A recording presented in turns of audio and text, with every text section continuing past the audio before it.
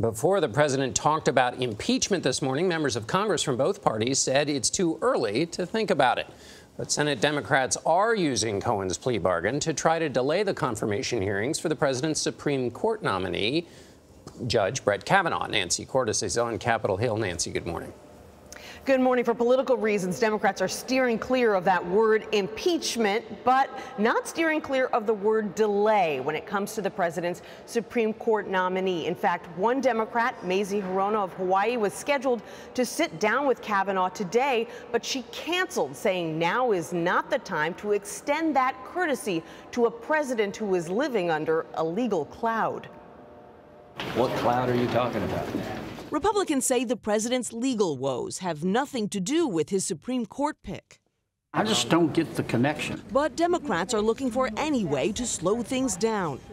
This nomination is now tainted. We should be withholding this decision on the Supreme Court nominee until the air is cleared and we know exactly where we stand when it comes to this president and his culpability. For all their talk of culpability, there is one term Democrats shied away from Wednesday. Do you think that this rises to the level of impeachment?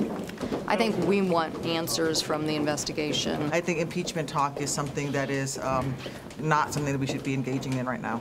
Democratic leaders from Pelosi on down insist that impeachment is not a priority.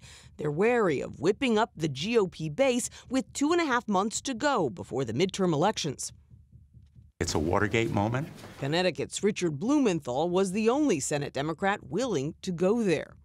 Every single remedy, including indictment of the president, should be on the table. The president can be indicted. I don't think he can be indicted while sitting in office. But Utah Republican Orrin Hatch voted to impeach President Bill Clinton in 1999 after he lied under oath to cover up an affair.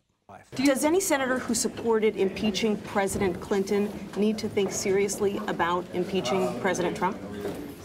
well, not at this point, but I mean, we have to take these matters very seriously.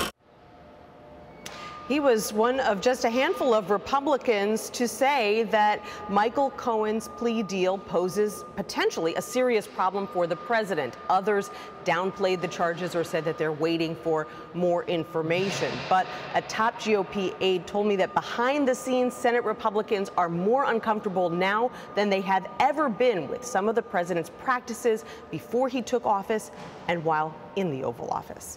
Norah? Really interesting to hear all of those voices. Nancy, thank you so much.